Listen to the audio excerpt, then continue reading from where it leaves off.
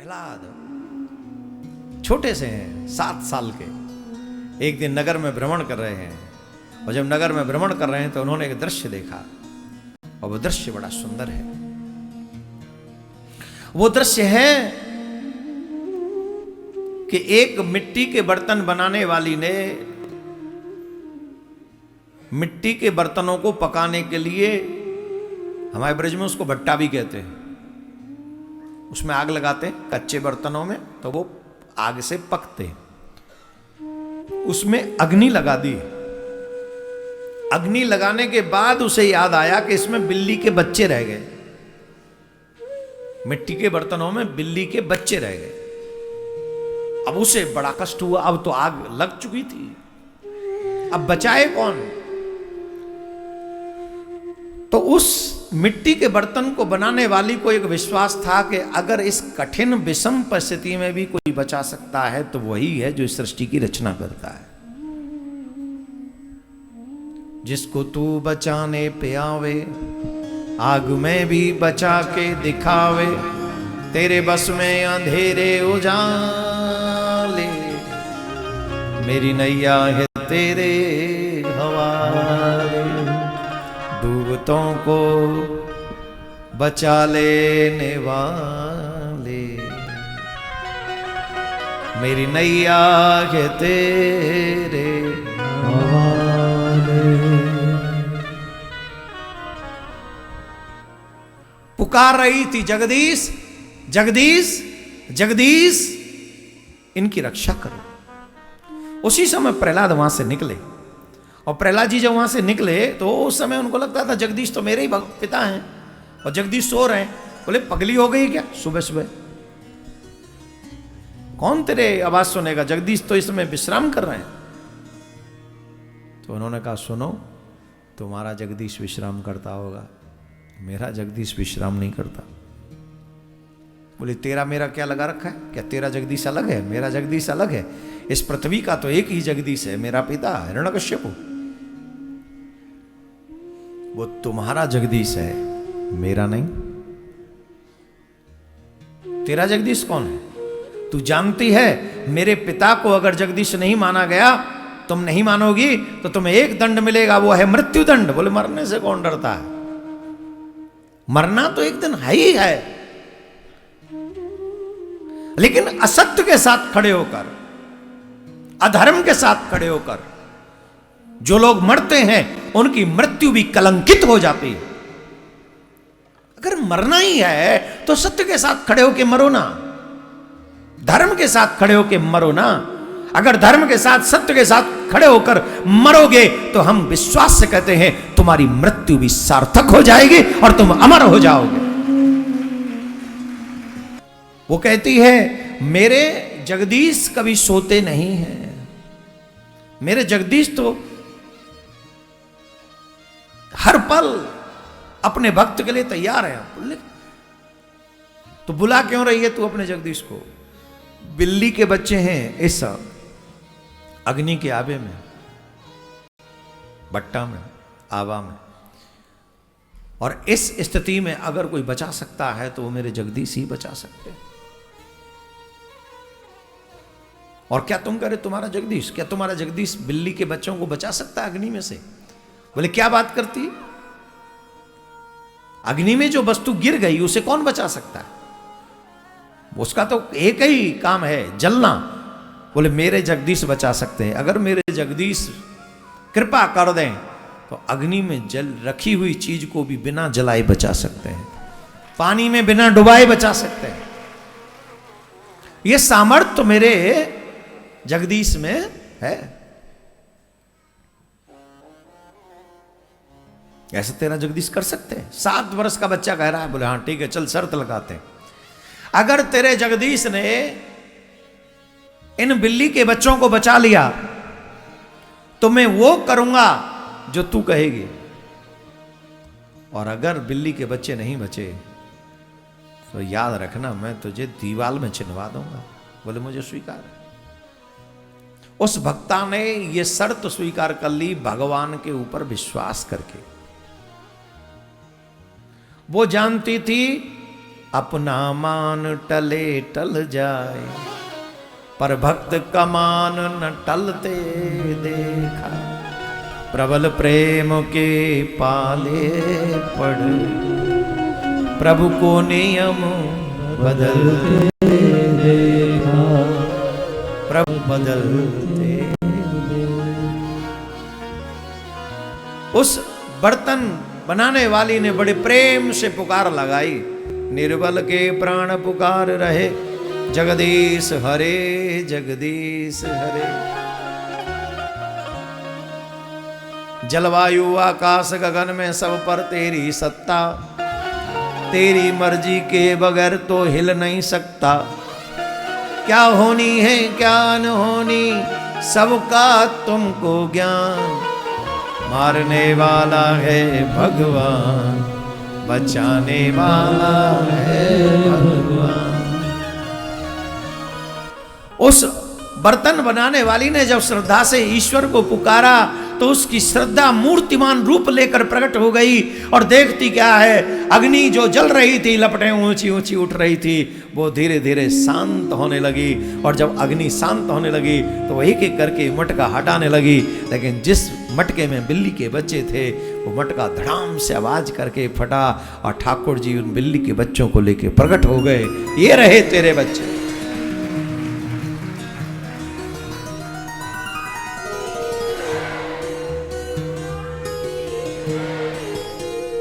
प्रहलाद देख रहा है बिल्ली के बच्चों को नहीं, नारायण को। तेरी अदा कर गई फिदा, क्या रूप सुहाना है। तेरी अदा कर गई फिदा, क्या रूप सुहाना है। मैं तेरा नहीं तू मेरा ही नहीं, पर बंदा दीवाना है। इतना लावण्य, इतना सुंदर, बस भैया इतना सुंदर, इतना सुंदर। अब प्रहलाद किसी और देख ही नहीं रहे, एक टक देखे रहे, एक टक बिना पलक झपके। और ठाकुर जी मुस्कुरा दिए बस, मानो भगवान ने कहा हो तुम ही हमारे इस पृथ्वी पर चेंज लाने वाले हो। इशारा किया और भगवान अदृश्य हो गए। और प्रहलाद जी महाराज ने भगवान को देखा, अब तो चरणों में गिर पड़े। उस बर्तन बनाने वाली को, तू मेरी माँ है, मेरी माँ, तूने मुझे जगदीश से मिला दिया, तूने मेरा भ्रम तोड़ दिया। मैं तो सोचता था कि जगदीश मेरा पिता है, लेकिन मेरा पिता अग्नि में गिरे हुए बिल्ली के बच्चों को नहीं बचा सकता, तेरा ही जगदीश। और ये इतना सुंदर जगदीश। उनकी अखियां हैं जादू भरी, बिहारी जी में कब से खड़ी, तेरी अखियां जादू भरी, बिहारी जी में कब से खड़ी। तुम सा ठाकुर कोई न पाया, तुम ही से मैंने नेहरा लगाया, तुम ही से मैंने नेहरा लगाया। तेरे द्वारे पे आन पड़ी, बिहारी जी में कब से खड़ी, तेरी अखियां हैं जादू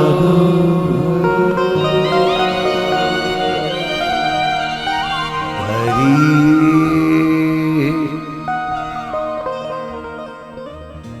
खैर प्रहलाद जी दीवाने हो गए भगवान के, भूल गए अपने पिता जगदीश को। जिनको भक्ति का रंग लग जाता है वो दूसरों को भी चढ़ाने लगते हैं। प्रहलाद जी संघ के बच्चों को लेके बैठ जाते हैं, बोले का क्या क्या, का माने कलम नहीं, का माने कृष्ण कहो, रामाने ये रथ नहीं, रामाने राम कहो। और पंडित जी पढ़ाने वाले लोग जो थे वो कई लोग थे महाराज, हिरण्यकश्यप की टीचर्स, वो इंग्लिश मीडियम के नहीं थे, वो संस्कृत के आचार्य थे।